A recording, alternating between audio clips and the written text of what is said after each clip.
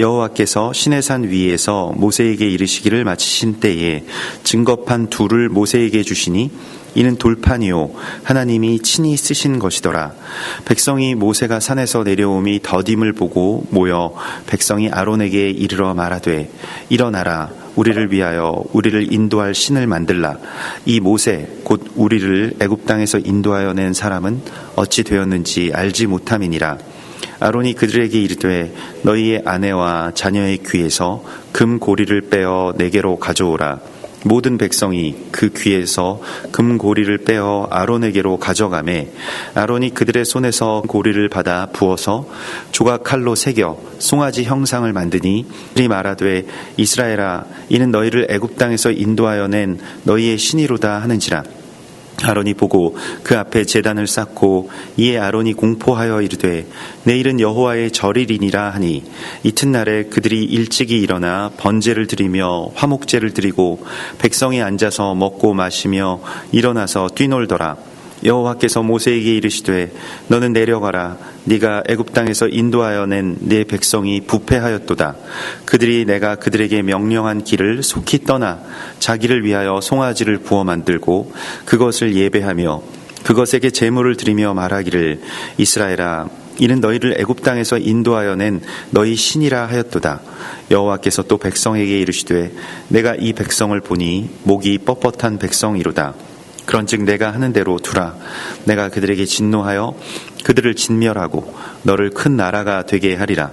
모세가 그의 하나님 여호와께 구하여 이르되 여호와여, 어찌하여 그 큰 권능과 강한 손으로 애굽 땅에서 인도하여 내신 주의 백성에게 진노하시나이까? 어찌하여 애굽 사람들이 이르기를 여호와가 자기의 백성을 산에서 죽이고 지면에서 진멸하려는 악한 의도로 인도하여 내었다고 말하게 하시려 하나이까? 주의 맹렬한 노를 그치시고 뜻을 돌이키사 주의 백성에게 이 화를 내리지 마옵소서. 주의 종 아브라함과 이삭과 이스라엘을 기억하소서. 주께서 그들을 위하여 주를 가리켜 맹세하여 이르시기를 내가 너희의 자손을 하늘의 별처럼 많게 하고 내가 허락한 이 온 땅을 너희의 자손에게 주어 영원한 기업이 되게 하리라 하셨나이다. 여호와께서 뜻을 돌이키사 말씀하신 화를 그 백성에게 내리지 아니하시니라. 모세가 돌이켜 산에서 내려오는데 두 증거판이 그의 손에 있고 그 판의 양면 이쪽 저쪽에 글자가 있으니 그 판은 하나님이 만드신 것이요 글자는 하나님이 쓰셔서 판에 새기신 것이더라. 여호수아가 백성들의 요란한 소리를 듣고 모세에게 말하되 진중에서 싸우는 소리가 나나이다. 모세가 이르되 이는 승전가도 아니요 패하여 부르짖는 소리도 아니라 내가 듣기에는 노래하는 소리로다 하고 진에 가까이 이르러 그 송아지와 그 춤추는 것을 보고 크게 노하여 손에서 그 판들을 산 아래로 던져 깨뜨리니라. 모세가 그들이 만든 송아지를 가져다가 불살라 부수어 가루를 만들어 물에 뿌려 이스라엘 자손에게 마시게 하니라. 모세가 아론에게 이르되 이 백성이 당신에게 어떻게 하였기에 당신이 그들을 큰 죄에 빠지게 하였느냐? 아론이 이르되 내 주여, 노하지 마소서. 이 백성의 악함을 당신이 아나이다. 그들이 내게 말하기를 우리를 위하여 우리를 인도할 신을 만들라.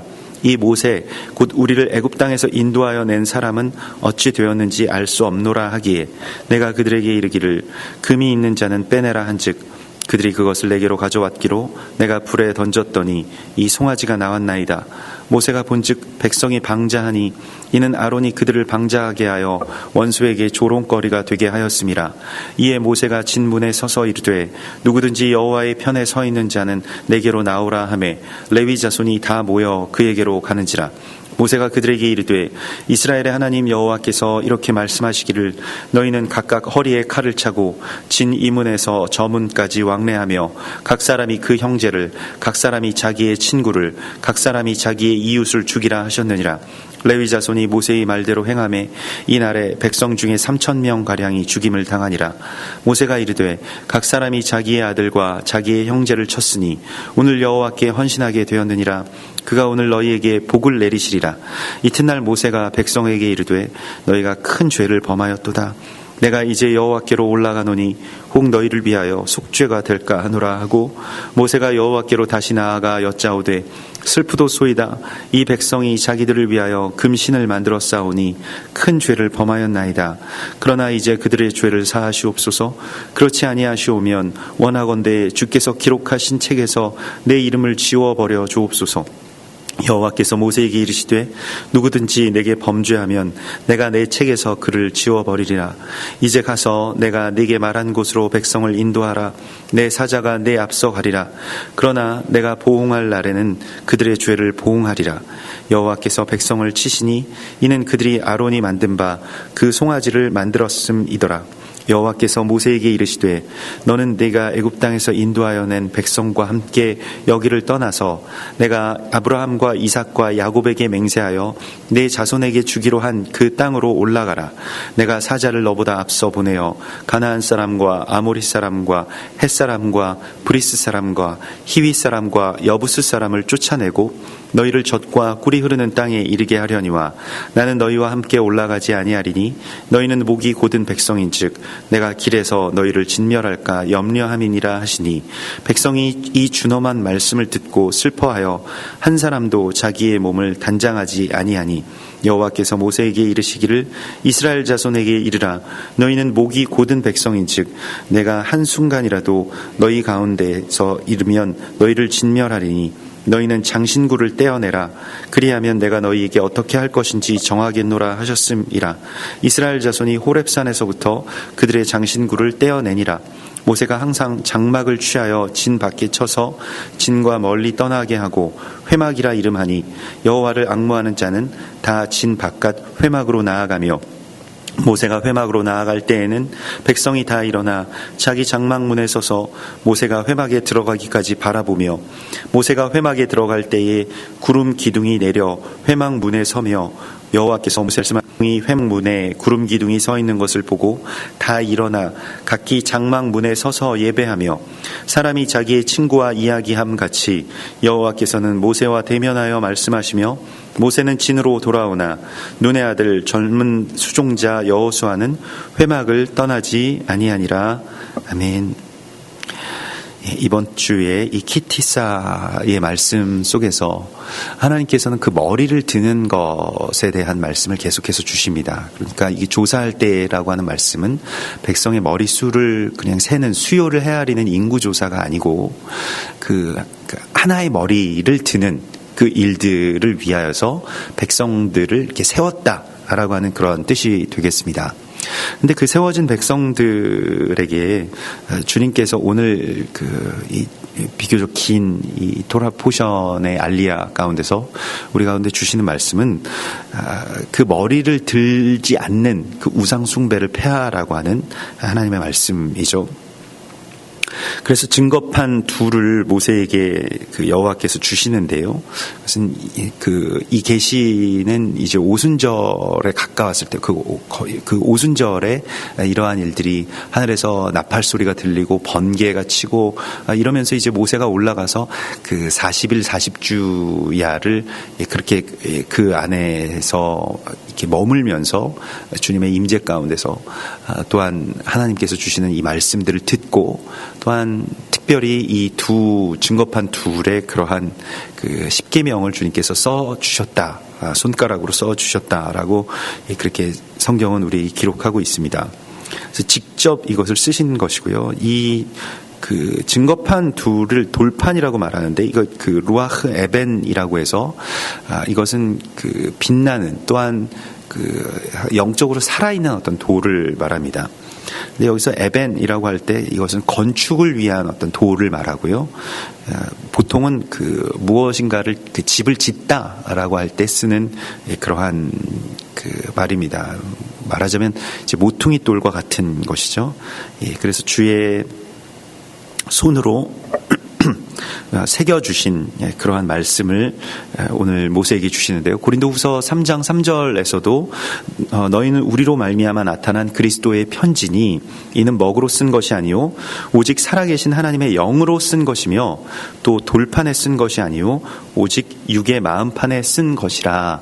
그러니까 그 말씀을 새긴다라고 하는 것에 대하여서 이것을 어떤 그 모델로 보여주십니다마는 돌과 드리의 마음에 주님의 손가락으로 말씀을 새겨주셔서 이제 그 말씀을 살게 해주신다라고 하는 것이죠. 근데 이 돌판을 가지고 이제 그 내려오는 그 시점 가운데서 또 그 동시에 이게 이제 40일이 지속되었기 때문에 사람이 산으로 들어가서 40일 동안 그 산다라고 하는 것이 실제로는 상식적으로 그 깊은 산에 올라가 가지고 뭐 하루 이틀 만에 내려오는 것도 아니고 40일 동안 있다라고 하는 것이 그 사람들에게는 굉장히 긴 시간으로 이렇게 느껴졌다는 것이죠. 그래서 모세가 산에서 내려옴이 더딤을 보고 백성들이 모여서 이제 우리를 인도할 신을 만들라. 그러니까 이제 모세가 그 인도자가 죽었다라고 사람들이 이제 단정을 했다는 것입니다. 다시 오지 않는다라고 하는 그런 단정을 지었다는 것이죠. 우리는 이제 그 모세가 다시 왔다라고 하는 결과를 알기 때문에 백성들이 뭐 이런 생각을 할까라고 하는 그러한 이 폄하를 할 수 있겠습니다만은 백성들의 입장이 되어 보면 산에 들어간 사람이 40일 동안 나오지 않고 감감무소식이다. 또 깊은 산에 또 먹을 것도 있지 않은 이 시내산이라고 하는 것은 돌산입니다. 바위산입니다. 우리의 어떤 산처럼 뭐 계곡이 있고 물이 있고 거기 뭐 먹을 것이 있고 이러한 산이 아니거든요. 그냥 가보면 그냥 돌밖에 없는, 돌뿌리밖에는 그 채이는 것이 없는 그러한 곳에서 40일 동안 어떻게 사람이 견딜 수가 있느냐. 먹을 것도 없는 곳에서 40일 동안 어떻게 살아가느냐. 식량을 40일 어치를 가져간 것도 아니고 물도 없고 그러한 곳에 모세가 들어갔는데 분명히 죽었을 것이라고 이제 생각을 한 것이죠. 그래서 우리를 인도할 신을 다시 만들라. 이것은 백성들의 그 공허함 가운데서, 그러니까 그 지도자를 잃었을 때의 그 공백기라고 하는 것이 지금 우리도 그러한 시간을 이제 살아가야 됩니다. 근데 그 공백기라고 하는 것이 얼마나 무서운 것일까요? 그 시간 가운데서 모세를 대신할 우상을 만들어 달라고 이야기를 하고 있습니다. 그런 신을 만들어 달라고 이야기를 하고 있습니다. 그러니까 모세가 없으니까 우리가 더 잘하자 이러한 것이 아니고요. 다른 신을 꼭 만들게 되어 있습니다. 그래서 이제 우리를 애굽 땅에서 인도하여 낸 사람은 어찌 되었는지 알지 못함이니라. 실은 여기서부터 이제 말하자면 출발점이 굉장히 잘못된 것인데요. 우리를 애굽 땅에서 인도하여 낸 사람이라고 이야기를 하고 있습니다. 모세가 인도하여 낸 게 아니죠. 모세가 그러한 그 백성의 지도자로서의 위임을 받았습니다만은 그냥 그것은 중간에서 전달하는, 말씀을 전달하는 전달자의 역할을 했을 뿐이지 애굽 땅에서 인도하여 낸 분은 하나님 한 분이시죠. 근데 모세가 인도해 냈다고 생각하는 것에서부터 우상 숭배가 시작이 된 겁니다. 우리들은 어떤 사람을 그 믿음의 어떤 영웅들을 세워놓고 그들이 반쯤은 하나님이라고 이렇게 믿는 것에 익숙해져 있다는 것입니다. 우리가 그 지난 주일에 가정교회에 관한 그 모임 가운데서도 그러한 말씀들을 나누었는데요. 이 사제 그룹의 출현이라고 하는 것도 결국에는 마찬가지의 이야기인데 반쯤은 이제 신적인 존재들로 이제 사람을 이렇게 추앙하는 것이죠. 그래서 그분이 우리를 인도하시고 그분이 우리의 죄를 회개하시고 그 회개하게 하시고 사해 주시고 또 그분의 능력으로 그분의 영역으로 그분의 말씀으로 우리가 산다라고 하는 어떤 그 사람을 숭배하는 것. 근데 하나님께서는 사람을 통해서 역사하시지만 사람을 숭배하는 것을 허락하지는 않으십니다.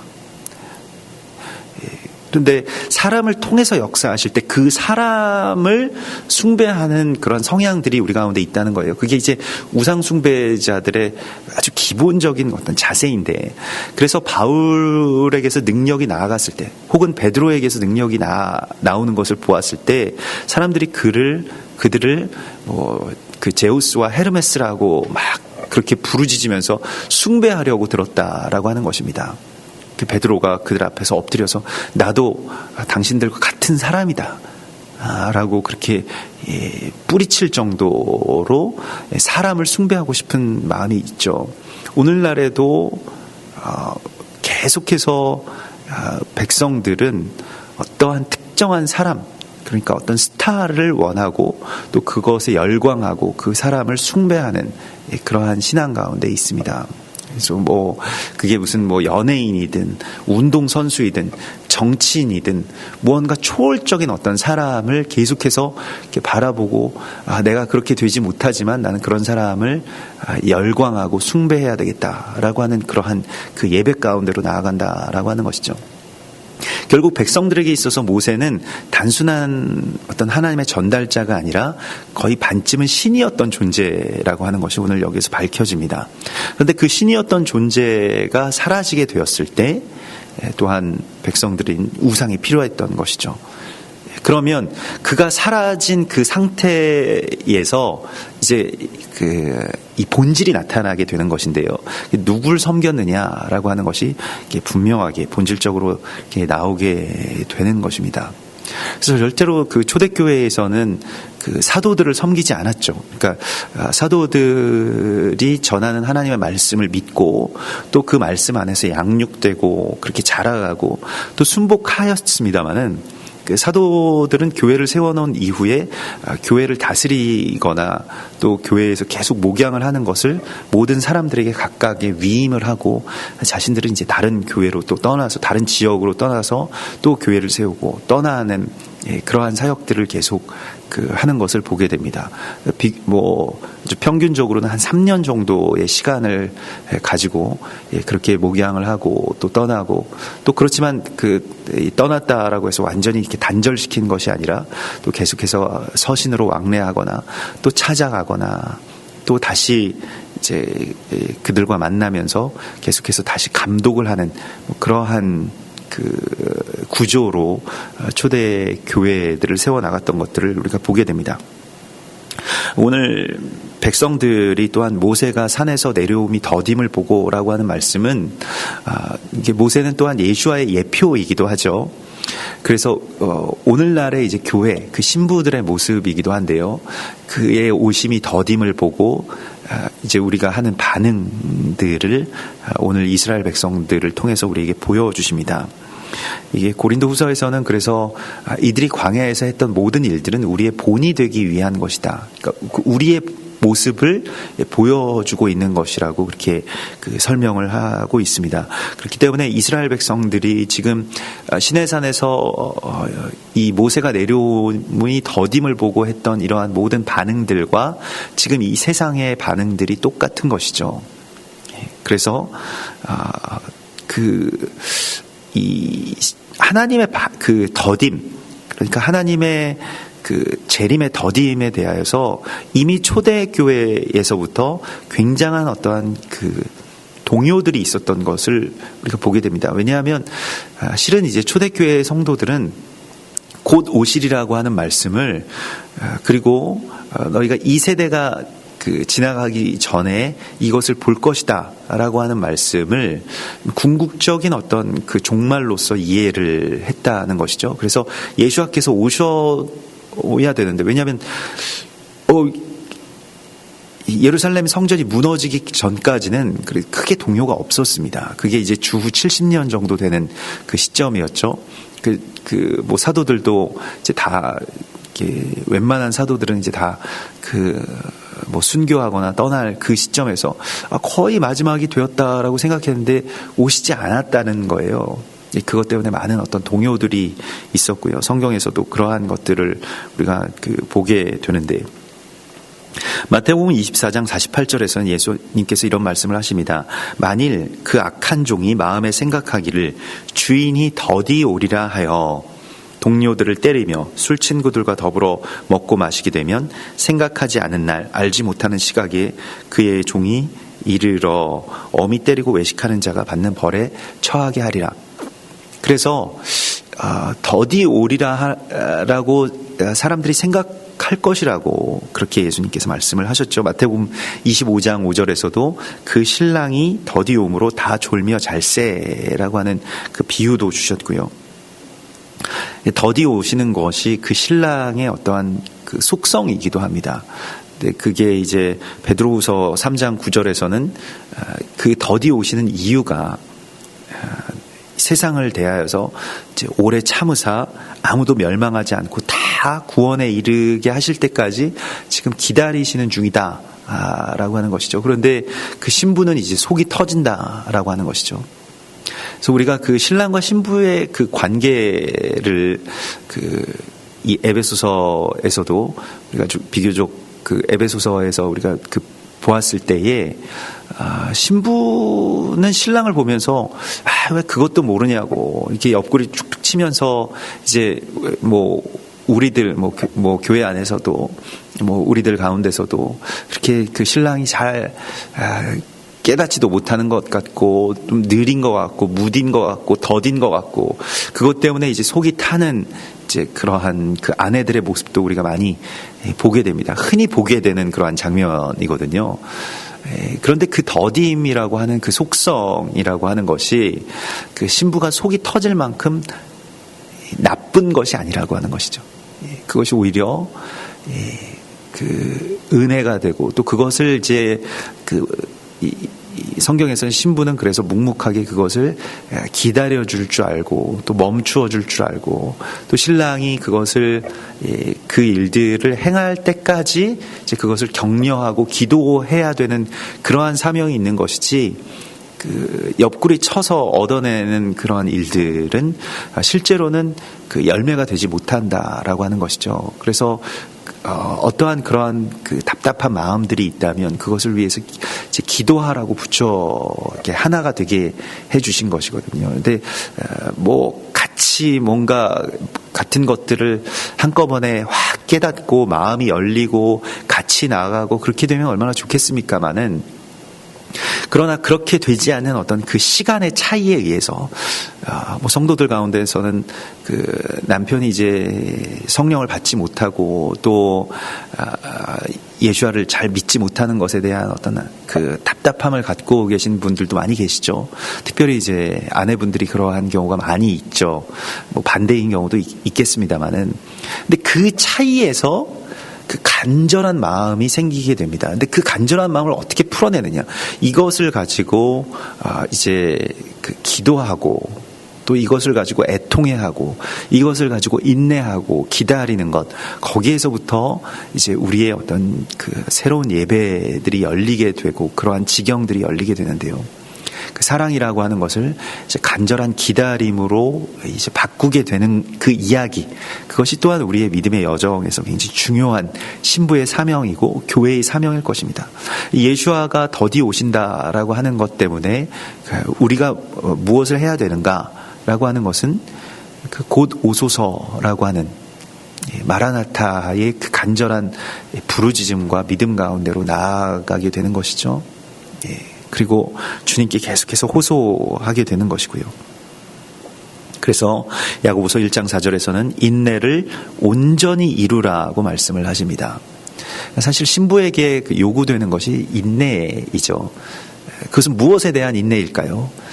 신랑이 더디 오는 것에 대한 인내도 포함된다는 것입니다. 그러니까 마지막 때를 견뎌낸다라고 하는 것은 그 때가 악하고 어렵기 때문이기도 하지만 그러나 이렇게 악하고 어려운 시기에 예수와께서 오심이 더뎌지는 것이 더 이제 힘들다는 것이죠. 어쩌면 그것에 대해서 교회는 포기하고 있지 않을까요? 우리도 이러한 마음 아니겠습니까? 예수와가 우리의 시간 가운데 오신다라고 믿는 사람이 얼마나 되겠습니까? 오히려 그런 사람들을 이단이다, 세대주의자다라고 폄하하는 그 신학이 정통인 시대에 우리가 살아가고 있습니다. 예수와는 오지 않는다라고 하는, 그러니까 지금 오지 않으신다라고 하는 게 오히려 정통이죠. 지금 이 시내산에 이스라엘 백성들과 꼭 같은 모습일 텐데, 그러면 그냥 오지 않으신다라고 하는 것에서 멈추는 것이 아니라 다른 우상을 세운다는데 문제가 있다는 것입니다. 같은 이야기입니다만은. 그래서 주님이 오신다라고 하는 것에 대해서 모두 다 기대를 할 수 없고, 이제 그러한 소망들이 실은 이제 하나둘씩 꺼지는 그러한 시간 가운데 살아갈 때 우리는 어떻게 그 시간을 감내하면서 인내하면서 살아갈 수 있을까요? 이것이 우리 가운데 주어진 과제입니다. 어떻게 우리는 슬기로운 신부들이 되어서 그 기름을 준비하면서 그 오심의 실체를 살아갈 수 있을까요? 오늘 이 말씀 속에서 그러한 실마리들을 우리가 찾아낼 수 있어야 되겠습니다. 그 아론이 이제 우상을 제사장의 위임을 이제 받은 아론이 자녀의 귀에서 금고리를 빼어 내게로 가져오게 하라라고 하는, 그러니까 아직까지는 이제 이 시간적으로 제사장의 위임에 대한 규례를 모세에게 주신 것이지 제사장으로서 아직 세워진 것은 아닙니다. 근데 아론이 모세와 함께 그러한 선견자의 역할을 하고 있었기 때문에 아론에게 이제 백성들이 가게 된 것이죠. 근데 아론이 그것을 금고리를 빼어서 내게로 가져오라라고 하는 말을 하죠. 이 금고리라고 하는 것은, 이 귀에서 금고리를 빼었다라고 하는 것은 이 우상의 잔재들을 말합니다. 작은 우상들이고요. 이게 네겜이라고 하는 것인데요. 노예의 상징이기도 하고, 또한 내가 섬기고 있는 우상의 가장 작은 그 우상이죠. 귀에 붙이는 우상이기 때문에요. 창세기 35장에서 야곱의 집에 큰 환란이 닥쳤을 때에 이 야곱이 가족들에게 명한 것은 무엇이냐면, 너희의 이방 신상들과 자기 귀에 있는 귀고리들을 가지고 오라고 말했습니다. 그래서 그것을 야곱에게 주고 야곱이 세겜 근처 상수리 나무 아래에 묻었습니다.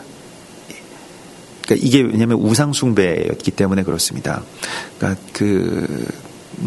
라헬도 이제 드라빔이라고 하는 집안의 가정 우상을 숨겨가지고 나오다가 죽을 뻔한 그런 사건이 있었습니다.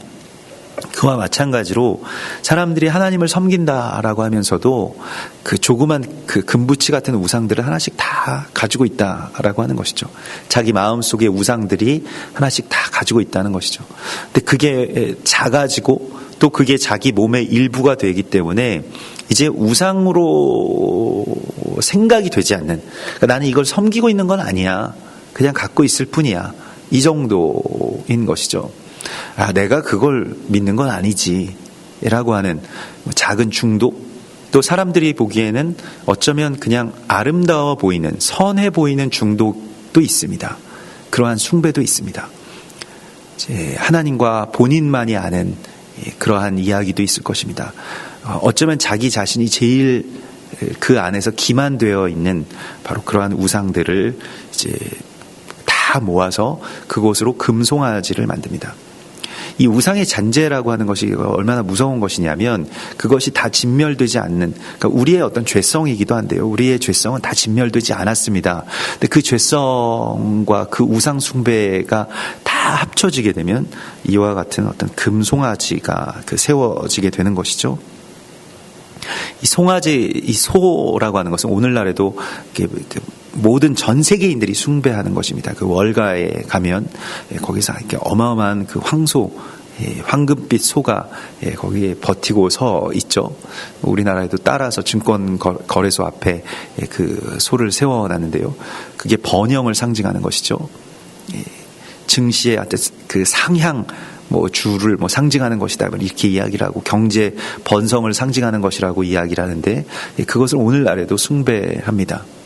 그래서 모든 뉴스의 말미에는 이제 주식에 대한 그런 뉴스가 나오죠.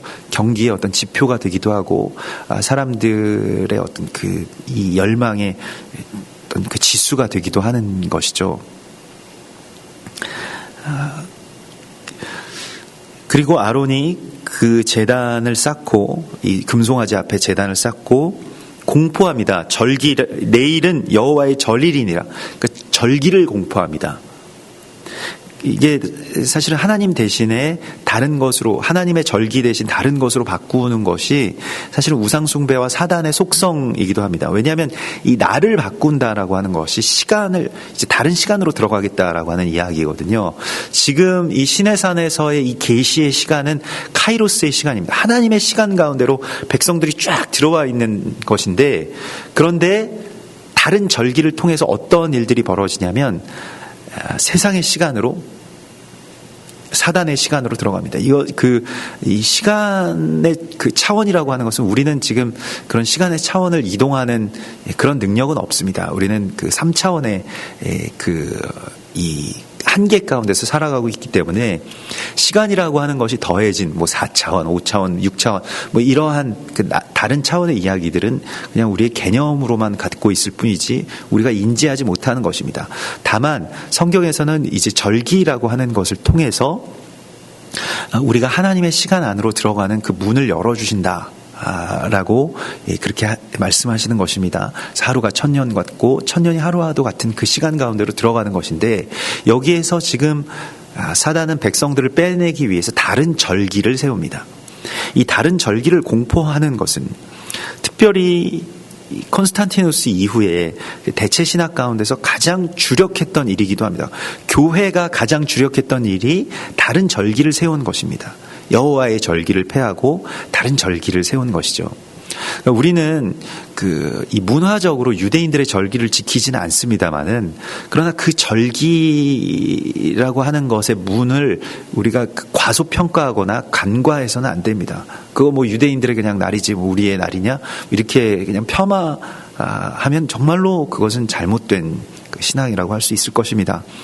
그 시간의 문이라고 하는 것, 또 그것이 이제 예수와의 시간으로, 예수와의 그 언약적인 관계 가운데로 우리를 초대하고 있다라고 하는 것을 우리가 정말 귀하게 받아야 되는데, 성경에서 나온 여호와의 절기나 또 그 절기들을 아주 정확하게 지키면서 예수와의 역사들이 이제 시작되는 것을 우리가 보았음에도 불구하고, 그걸 사실은 이 콘스탄티누스 시대까지는 교부들이 다 알고 있었거든요.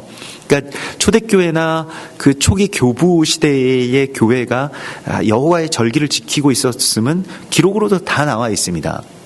근데 그걸 알면서도 의도적으로 변개하기 시작하는데, 그것이 이제 이 여신 숭배사상에서 나온 부활절이나, 부활절에 이제 계란을 다산의 이 여신을 숭배하는 이 여신 숭배일이거든요.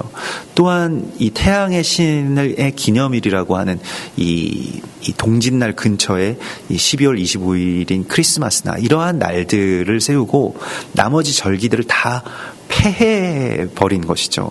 그래서 그냥 지키지 말자라고 하는 것 정도로 나왔으면, 우리가 너무 히브리적인 문화를 그렇게 따르지 말자라고 하는 쪽으로 좋게 이해를 할 수도 있겠습니다만은, 지키는 사람을 다 죽였다는 것입니다.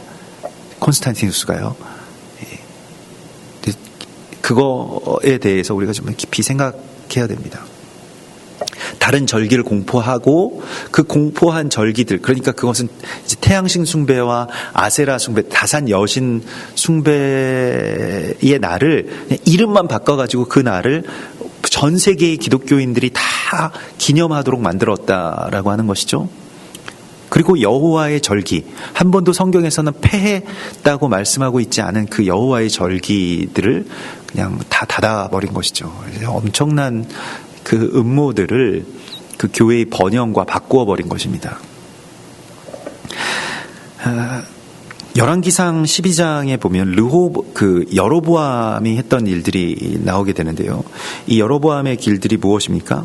항상 그래서 북이스라엘은 여로보암의 길들을 따랐다라고 하는데, 그게 무엇이냐면 금송아지를 만들어서 하나는 베델에 두고 하나는 단에다 두고요. 그리고 32절에 보면 8째 날, 곧 그 달 15째 날로 절기를 정하여 유다의 절기와 비슷하게 하고 제단에 올라가되 베델에서 그와 같이 행하여 그가 만든 송아지에게 제사를 드렸으며 그가 지은 산당 제사장을 베델에 세웠더라. 여호와의 절기 비슷한 절기를 만들어서 송아지를, 금송아지를 섬기게 하는 것이 바로 사단이 결국 우상숭배를 통해서 가지고 오는 일들입니다. 그것에 대해서 우리가 정말로 통회하고 자복하고 돌이키는 그러한 그 마음에 있어야 되겠는데요. 이것을 어떻게 회복할 것인지, 그것이 이제 오늘날 이 원뉴맨의 길 가운데로 불러주신 이 교회들에게 주신 또 하나님의 이제 과제일 것입니다. 그래서 절기를 그렇게 바꾸고, 절기를 바꾸고, 송아지를 부어서 만들고, 그렇게 예배하였다라고 하는 것이죠. 이 소라고 하는 것은 이제 그 주권과 리더십을 그렇게 상징하기 때문에요. 우상숭배에 온 그 아주 전형적인 어떤 그런 패턴들을 이 안에서 보게 되는데, 그 고린도전서 이 10장에 보면 이런 일들은 우리의 본보기가 되어서 우리로 하여금 그들의 악을 즐겨한 것 같이 즐겨하는 자가 되지 않게 하려 합니다. 광야에서의 일들은요, 그들 가운데 어떤 사람들과 같이 너희는 우상 숭배하는 자가 되지 말라. 기록된 바 백성이 앉아서 먹고 마시며 일어나서 뛰논다 함과 같았다라고 말씀을 하십니다. 그래서 우리에게 이 우상 숭배로 들어가지 말 것을 주님께서 엄히 경계하시는 말씀이 바로 오늘의 말씀인데요. 시내산에 앉아 있을 때 모세에게 하나님께서 이 말씀을 하시죠. 내가 이 백성을 보니 목이 뻣뻣한 백성이로다, 이렇게 말씀을 하시는데요. 이게 이제 이스라엘 백성들의 그 성정을, 육적인 성정을 그렇게 드러내는 아주 고유한 명사처럼 이제 되어버립니다. 이스라엘 하면 목이 뻣뻣한 백성이라고 이제 하나님께서 탄식하시는 장면이죠. 그래서 이스라엘 백성들을 정말로 하나님께서 사랑하시는데, 이스라엘 백성들이 그렇게 목이 뻣뻣했다라고 이렇게 말씀을 하십니다. 그런데 이 목이라고 하는 것을 성경 히브리어로는 오레프라고 하는데요. 이 오레프라고 하는 것은 이제 이 어원이 아라프에서 나온 것입니다. 근데 아라프는 무슨 뜻이냐면 구부러지다라고 하는 뜻입니다. 그러니까 목이라고 하는 것의 속성이 뻣뻣하게 들기 위함이 아니라 구부러지라고 있는 것이다. 그러니까 목은 원래 구부러져야 된다라고 이렇게 말씀을 하고 있는 것이, 그게 이제 경배이고 그게 주님 앞에 순복하는 어떤 그런 자세인데, 그 성경에서 목이 뻣뻣한 짐승이 있는데 그 목이 가장 뻣뻣한 짐승이 무엇일까요? 바로 돼지입니다. 돼지는 목을 구부릴 수가 없습니다. 돼지가 최대한 목을 구부리면 그냥 가장 뻣뻣한 상태가 된다고 하죠. 돼지가 이제 지금 엎드려 있기 때문에 우리가 돼지가 목이 그렇게 뻣뻣한가? 라고 생각했는데, 돼지는 목을 이렇게 구부려서 하늘을 바라볼 수 없다라고 하죠. 그래서 계속 땅만 보면서 살아간다는 것입니다. 우리가 목이 뻣뻣하면 목을 뻣뻣하게 든다라고 생각을 하는데 그것이 아니고요. 땅만 보는 그 목이 된다는 그런 뜻입니다. 하늘을 볼 수가 없는. 그래서 하나님의 뜻을 보지 않고요, 땅의 일들만 생각하는 것이죠. 하나님의 마음 상관없고요, 내 마음만 본다라고 하는 것이죠. 그게 목이 뻣뻣한 자들의 속성이라는 것입니다. 이게 돼지의 속성입니다. 한 번도 목을 구부려서 하늘을 보지 않고, 또 목을 구부려서 자신을 순복 가운데로 가게 하지 않는 것. 그래서 여기서 뻣뻣하다라고 하는 말의 그 어원, 이게 뜻을 찾아보면 야비하다 또는 뻔뻔하다, 완고하다라고 하는 그런 뜻을 갖고 있습니다. 우리가 그러한 백성들이라는 거예요. 우리 속성이 그렇다는 것입니다. 머리를 붙들지 않는 것이 무엇입니까? 내가 머리가 된다라고 하는 것이죠. 이게 목이 뻣뻣한 것과 같은 이야기입니다. 내가 머리가 될 때 생기는 일들입니다. 근데 이 일은 특정한, 그러니까 그 당시에 이 이스라엘 백성들에게만 있었던 일이 아니고 오늘 지금 우리들의 모습, 현재의 모습이기도 한 것이죠. 그래서 이 목이 뻣뻣함에 대하여서, 우리의 완고함에 대하여서 주님 앞에 우리가 기도하고 기대해야 됩니다. 에스겔서 11장에서는 내가 그들에게 한 영을 주어서 그들의 돌 같은 마음을 살처럼 부드럽게 하겠다. 완고한 마음을 부드럽게 하시겠다라고 말씀을 하십니다. 우상숭배라고 하는 것은 단순한 어떤 다른 이교를 숭배하는 것과 다르게 우상숭배라고 하는 것은 하나님에 대해서 마음이 완고해지는 것을 말합니다. 우상숭배하는 자들의 마음을 보면 우리가 알 수 있습니다. 예전에도 이 유교에서 조상신 숭배하고 이런 분들, 예전 우리가 흔히 유림들이라고 하는 우리 어르신들, 이 분들을 보면 복음이 들어가도 조금도 정말 바늘 하나도 들어갈 틈이 없이 이제 완고한 아주 딱딱한 마음들을 우리가 만나게 되죠. 그분들에게 복음이 전해지고 어떻게 우리나라가 이렇게 예수 믿는 나라가 됐을까라고 하는 것이 전 아직도 굉장히 신비한 가운데 있는 것이고요. 초자연적인 일이었겠다라고 생각이 됩니다. 물론 이 나라의 많은 어떤 고난과 우환, 그런 것들 때문에 마음들이 많이 열리게 된 그런 측면들이 있죠. 땅이 진동되는 그런 일들 때문에요. 만약에 그냥 다 평안하게 또 별로 부족할 것이 없이 그 양반들이 그렇게 살았었다면 아직도 우상 숭배 또 조상신 섬기는 일들 가운데서 우리 빠져나오지 못했을 것이라고 또 그렇게 생각이 됩니다. 이스라엘 백성들이 거기에서 이제 우상 숭배를 하는 것에 대하여서 하나님께서는 이들이 목을 굽히지 않고 그렇게 살아간다라고 탄식을 하시죠. 모세는 여기에서 아주 예수아와 같은 중보자의 역할을 우리 가운데 보여줍니다. 그래서 주께서 모세의 중보 기도를 통해서 하나님께 드리는 이 간청, 그리고 예수와께서 하나님 앞에 드린 대제사장의 기도와 이제 같은 어떤 그런 중보의 기도를 하나님 앞에 드리게 되죠. 그리고 뒤에는 이제 자신의 이름을 생명책에서 지워버리실지라도 이 백성만큼은 구해달라라고 하는 이 대속의 기도까지 모세가 그렇게 나아가게 됩니다. 모세는 아주 전형적인 예수와의 예표적인 그 인물이라고 할 수 있겠습니다. 구약의 어떤 가치라고 하는 것은 사람들이 예수와에 대해서 알기 전에도 예수와의 생명을 그 성령 안에서 살아갔다라고 하는 것입니다. 그래서 예수와의 예표, 그게 앞에서도 그러한 일들이 있었고요. 그 뒤에서는 더 잘 예수와의 삶을 그렇게 따라서 살 수가 있겠죠. 그러니까 우리들의 삶이라고 하는 것도 예수와의 삶의 어떤 그 일부라고 할지라도 그 어떤 한 절이라고 할지라도 우리가 그렇게 살도록 하나님께서 우리를 그렇게 초대하고 계신다라고 하는 것을 이렇게 보게 됩니다. 그래서 어찌하여 주께서 이 인도해내신 주의 백성들을 진멸하였다라고 하게 하리이까라고 하면서 주의 맹렬한 노를 그치시고 뜻을 돌이키사 주의 백성에게 이 화를 내리지 마옵소서라고 말씀을 하시고요.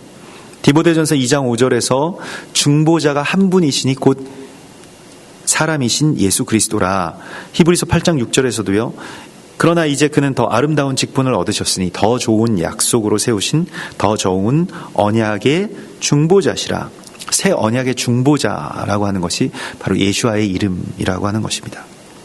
그래서 그렇게 모세가 중보할 때 여호와께서 뜻을 돌이키셔서 백성에게 화를 내리지 아니하셨다라고 말씀을 하십니다. 우리가 오늘날 이 땅 가운데서 지금 하나님께서 찾으시는 한 사람은 누구일까요? 죄인들을 찾기는 너무 쉬운 일이기 때문에요.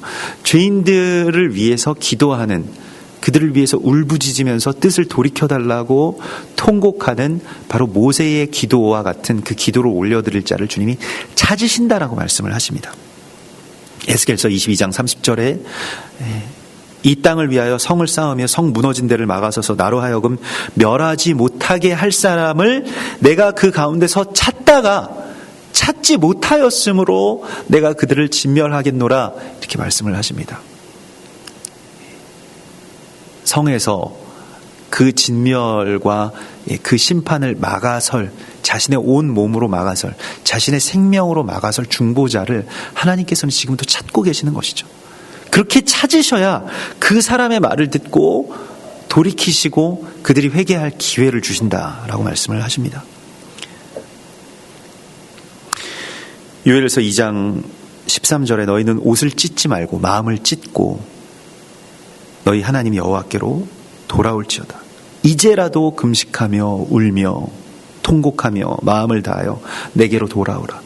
이제라도 주님 앞에 나아가서 중보할 자를 주님이 찾고 계십니다. 누군가에게 분노를 쏟아낼 시간이 아니고요. 지금 애통해하면서 주님께 호소할 수밖에 없는 시간입니다. 법에게 호소할 시간도 아니고요.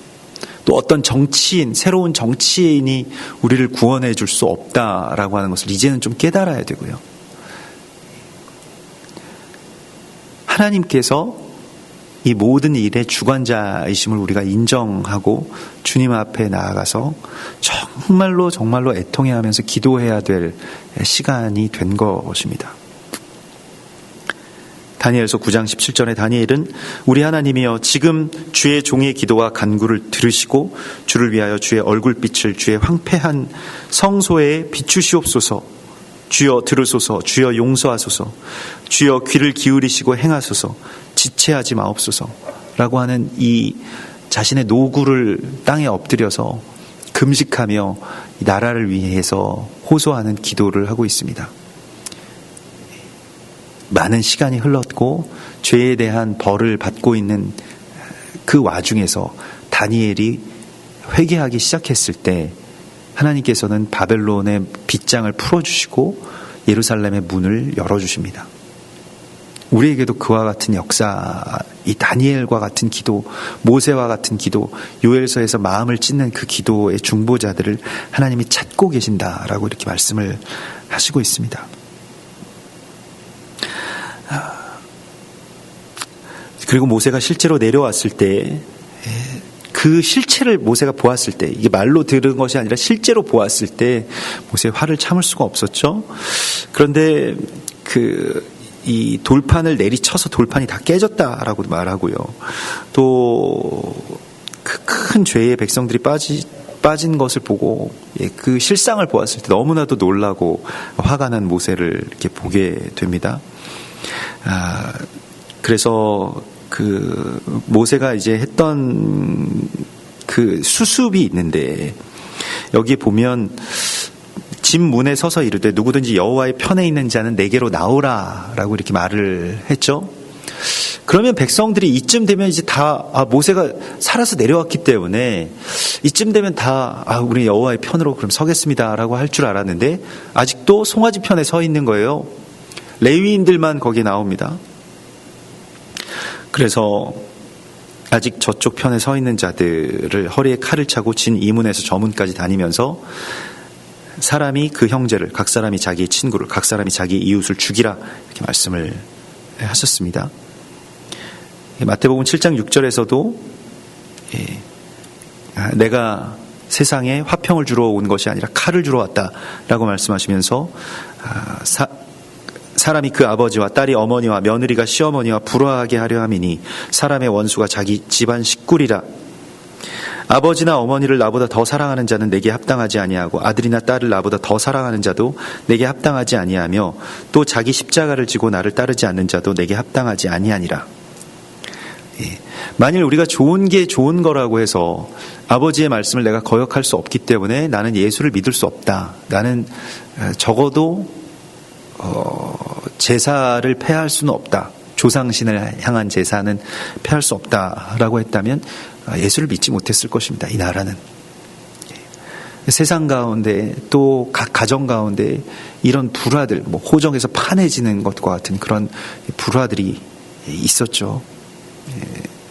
우리는 이제 그러한 것을 일부러 만들 필요는 없겠습니다만은, 그러나 하나님의 시간 가운데서 주께서 우리 가운데 주신 이 검이라고 하는 것은 물론 그들을 내가 직접 죽이는 그러한 일이 아닙니다만은, 그러나 이 레위인들에게 주신 이 칼이라고 하는 것이 바로 이 예배의 칼이고, 이 예배자의 칼이라고 하는 것은 그 모든 것들을 도려내는 그 칼입니다. 그래서 그것에서부터 내가 떠나오는 것이죠. 하나님보다 더 사랑하는 그 무엇, 그게 정말로 가장 마땅히 사랑해야 될 그런 존재들이라고 할지라도 하나님보다 더 사랑하는 그 무엇은 다 우상이라는 것입니다. 물론 하나님이 그 모든 것들과 원수를 맺으라고 말씀하신 것이 아니죠. 하나님 믿으면 원수가 된다라고 절대로 그렇게 말씀하신 것이 아닙니다. 그렇다고 할지라도 하나님보다 더 사랑하는 것들이 있다면 가장 좋아 보이고 가장 마땅히 사랑해야 될 대상이라 할지라도 그것은 우상이 될 수 있다라고 하는 것을 말씀하신 것입니다. 성경은 오해의 소지가 많은 그러한 말씀이죠. 예수 믿으면 집안 식구들과 다 원수가 됩니까? 그럼 우리 어떻게 해야 됩니까? 실은 이 원수 맺음의 어떤 그러한 이 강요가 아닌 것이죠. 하나님을 전적으로 사랑하게 되면 그 사랑에서부터 진짜 사랑이 나오는 것입니다. 내가 육으로 사랑했던, 내 이기심으로, 내 소유로 삼았던 나의 가족들, 나의 아내, 나의 자녀들이 하나님이 주신 그 사랑으로 베푸는 참된 그 사랑의 어떤 그 공동체로 세워져 나가게 되고 동역자로서 함께 세워져 나가게 되는 것이죠. 가정이 회복되기 위해서는 이와 같은 이 레위인의 진멸의 칼이 먼저입니다. 누구든지 사람 앞에서 나를 시인하면 나도 하늘에 계신 내 아버지 앞에서 너희를 시인할 것이다. 이렇게 말씀을 하십니다. 그때 레위 자손이 3,000명가량을 죽이고요. 또 모세는 그들이 숭배하던 그 소를 가루로 부수어 만들어가지고 태워서 완전히 다 태워가지고 가루로 부수어 만들어서 사람들에게 먹으라고 하죠. 이 물에 타서 마시게 합니다. 근데 우리가 이제 재물과 내가 연합된다 라고 하는 것에 있어서 특별히 이 일은 완전히 다 진멸되어서 태워진 이 잿물을 마신다 라고 하는 것은 이게 그 소멸의 제사를 드린다 라고 하는 것을 알게 됩니다. 이제는 더 이상 이것을 우리가 숭배하지 않고 이것을 그냥 태워버리고 삼켜버리는 것으로 우리가 이 우상을 진멸한다 라고 하는 것이고요. 또 한 가지 이 금송아지 제사의 결과로 나오게 되는 것은 이 여호와의 장막, 곧 회막이 진영 밖으로 옮겨지게 된 것입니다. 그래서 진영 밖에, 그러니까 진영 밖이라고 하는 것은 진 중앙에서 2,000규빗이 떨어진 곳입니다. 그래서 진영 밖으로 그렇게 옮겨지게 되고 밖으로 나오게 되고요. 이게 분리가 됩니다. 회막이. 그 결과가 그렇게 나타나게 되었다라고 하는 것이죠. 그래서 백성들은 진영 안에 있고 모세만 이제 회막으로 가게 됩니다. 그 전까지는 회막이 진영 안에 있겠죠. 손에 공교함을 가진 부살렐과 오홀리압이 이것을 같이 짓고 백성들이 예물을 가지고 오고 이러한 일들이 있게 되는 것인데요. 그리고 호렙산에서부터 그들의 장신구를 떼어내라. 그래서 그들이 장신구를 다 떼어내게 되고요. 장신구라고 하는 이 작은 우상 숭배의 잔재들을 다 떼어서 가지고 오라고 말씀을 하시고 있습니다. 네, 그리고 주님께서는 이 이스라엘 백성들에게 이제 그 진영 가운데서 조금 떠나시겠다라고 하는 그런 말씀을 주십니다. 그러니까 너희가 그곳으로 가기는 하겠지만은 그러나 같이 가지는 않겠다라고 하는 그런 말씀도 주시는데요. 모세가 아주 통곡하면서 또 다시 탄식하면서 하나님이 같이 이 땅으로 가시고 또 함께 하실 것을 계속해서 호소하고 있는 장면이 32장 말미에 나옵니다. 그래서 이스라엘 백성들을 구원해 주시고 나를 생명책에서 지워달라고 하는 그 모세의 그런 희생의 제사를 하죠. 그리고 33장에서 너희를 젖과 꿀이 흐르는 땅으로 가게는 하겠지만 나는 너희와 같이 가지 않겠다. 이게 사실은 하나님과 이제 분리된 이스라엘 백성들의 모습을 이제 우리가 보게 되는데요.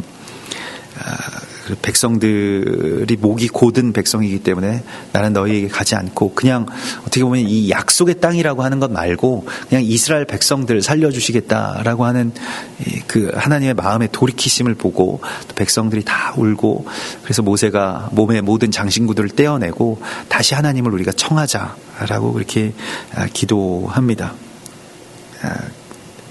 그리고 그때에 다시 이제 소망을 주시는데, 회막으로 나아갈 때, 모세가 회막으로 나아갈 때 젊은 수종자 그리고 여호와를 앙모하는 모든 자가 다 자신들의 집에서 떠나서 또한 회막으로 나아가서 주님 앞에 엎드리고 기도하는 그 예배가 또한 다시 회복되는 그러한 장면을 우리 가운데 보여주십니다. 오늘 이렇게 길게 이제 토라 포션이 편집된 그 이유가, 그냥 금송아지 숭배에서만 우리가 머물러 있지 아니하고 다시 회막 문을 향해서 나아가는 모세와 또 그를 따르는 젊은 수종자 여호수아, 그리고 그 회막에서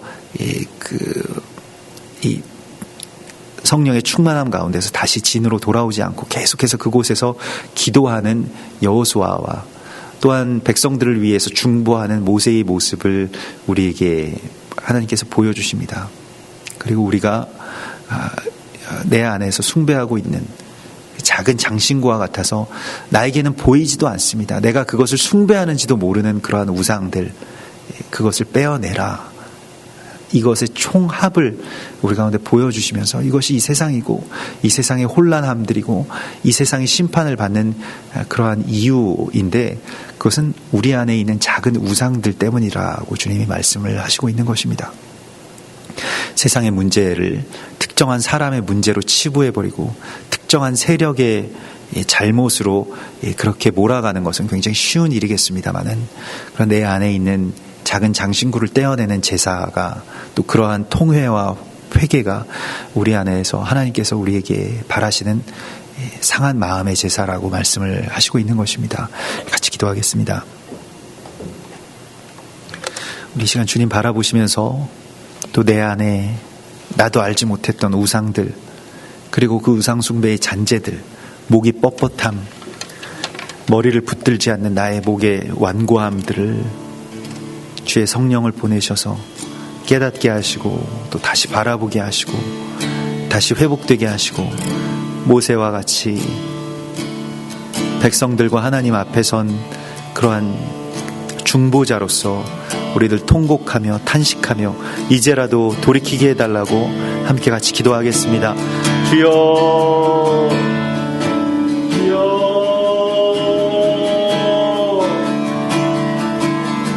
아바,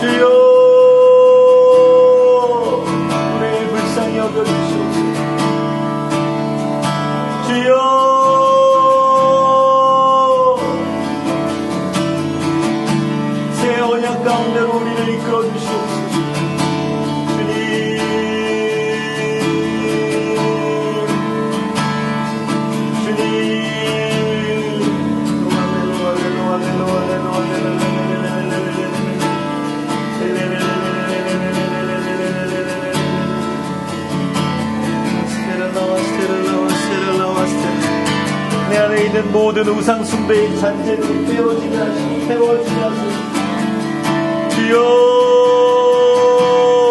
우리에게 다시 예배에 대한 소망을 주소서. 우리에게 레위인의 칼을 주소서. 우리에게 비나스의 창을 주소서. 주여 레코아 바스코아스토스.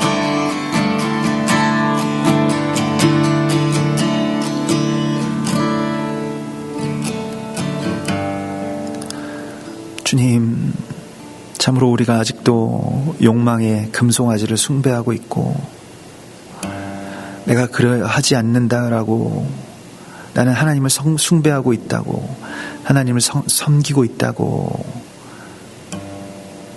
착각하며 자기를 속이며 또 서로를 속이면서 숭배해왔던 이 금송아지의 실상을 우리의 눈으로 보게 하시고 또 우리가 이것에서 돌이키게 하여 주시옵소서. 주님, 우리에게 그러한 회개의 영을 부어주시고 우리의 뻣뻣한 목이 다시 주님 앞에 엎드러지게 하시고 또 땅만 바라보며 욕망만을 추구했던 우리의 목이 다시 구부러져서 하늘을 바라볼 수 있도록 인도하여 주시옵소서. 우리들 주님만을 바라고 구하며 이 세상을 향하여서는 죽은 자요 하나님을 향하여서만 산 자들 될 수 있도록 인도하여 주시옵소서. 내 안에 우상 숭배의 잔재들이 있습니다. 나도 알지 못하고 또 인식하지 못한 채로 나의 삶과 몸의 일부가 되어온 우상들이 제거되게 하여 주시고 또 그 모든 것들이 다 내 안에서 그렇게 분리될 수 있도록 주님, 레위인의 칼을 우리에게도 허락하여 주시옵소서. 그 어떠한 것이라 할지라도 그리스도 예수의 사랑을 막지 않게 하시고 또 주님, 이 나라와 민족을 불쌍히 여겨주셔서 우리가 섬기던 욕망의 금신상으로부터 빠져나올 수 있도록 그것을 돌이키고 다시 이제라도 회개할 수 있는 그러한 나라의 회복을 주여 허락하여 주시옵소서. 우리가 머리를 붙들지 않고 머리의 더딤과 둔함을 폄하하지 않는 그러한 몸인 신부가 될 수 있도록 우리를 인도하여 주시옵소서. 거룩하신 예수와 메시아의 이름으로 감사하며 기도드리옵나이다. 아멘.